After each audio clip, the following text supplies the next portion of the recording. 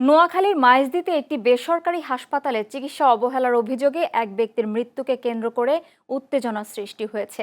নিহত ইমাম হোসেন বাবু সেনবাগ উপজেলার উত্তর খাজুরিয়া গ্রামের বাসিন্দা ও বেলাল মজুমদারের ছেলে। স্বজনদের অভিযোগ, মঙ্গলবার বিকেলে অসুস্থ অবস্থায় তাকে মাইজদীর প্রাইম হাসপাতালে নিয়ে যাওয়া হয়। সেখানে কার্ডিওলজিস্ট ডাক্তার মোহাম্মদ গিয়াসউদ্দিনের অধীনে চিকিৎসা শুরু করার কথা থাকলেও ভর্তি ও প্রাথমিক চিকিৎসায় বিলম্ব হয়। রোগীর অবস্থার অবনতি হলে চিকিৎসকের পরামর্শে নার্স তাকে 2টি ইনজেকশন প্রয়োগ করেন।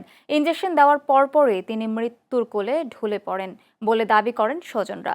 এই ঘটনায় ক্ষুব্ধ হয়ে রোগীর স্বজনরা হাসপাতাল কর্তৃপক্ষের বিরুদ্ধে অবহেলার অভিযোগ তোলেন। নোয়াখালী জেলা অতিরিক্ত পুলিশ সুপার আবু তৈয়ব মোহাম্মদ আরিফ হোসেন জানান, ঘটনাটি তদন্ত করে প্রয়োজনীয় ব্যবস্থা নেওয়া হবে।